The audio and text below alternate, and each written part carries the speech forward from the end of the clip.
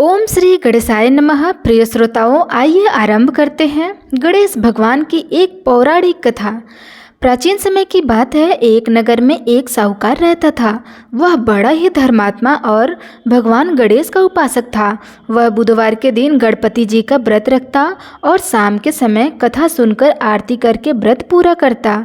उसके घर में धन धान्य की कभी कोई कमी नहीं रही। लोग कहते थे यह सब गणेश जी की कृपा से हुई है। एक दिन साहूकार ने अपनी पुत्री का विवाह निश्चय किया। विवाह के लिए वे लोग दूल्हे के घर बारात लेकर रवाना हुए। बारात भव्य थी।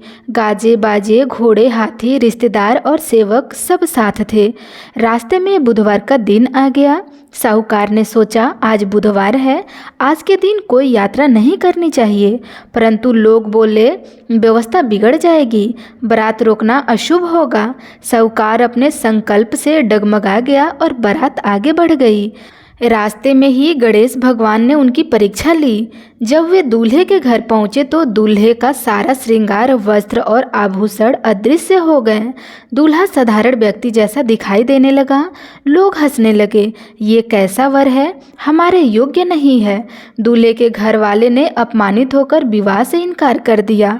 साहूकार दुखी होकर सोचने लगा, यह सब गणेश भगवान का ही खेल है।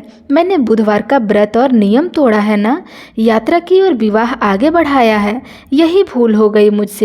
वह तुरंत गणेश जी की मूर्ति के सामने बैठ गया और रोते हुए प्रार्थना की कि हे विघ्नहर्ता, मेरी गलती क्षमा करो। मैं आज से व्रत नियम का पालन करूंगा। मुझे और मेरे परिवार को इस अपमान से बचाओ।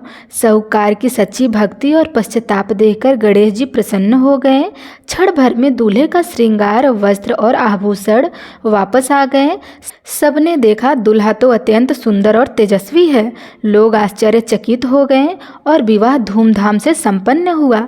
साहूकार ने उस दिन संकल्प लिया कि बुधवार के दिन कभी यात्रा नहीं करूंगा और व्रत कथा का पालन सदैव करूंगा। इस प्रकार बुधवार व्रत कथा यह सिखाती है कि गणेश जी के व्रत और नियम का पालन करना चाहिए। बुधवार को यात्रा, उधार, लेन देन जैसे कार्यों से बचना चाहिए। गणेश जी प्रसन्न हो तो असंभव कार्य भी संभव हो जाता है। प्रेम से बोलिए गणेश भगवान की जय। माता पार्वती की जय।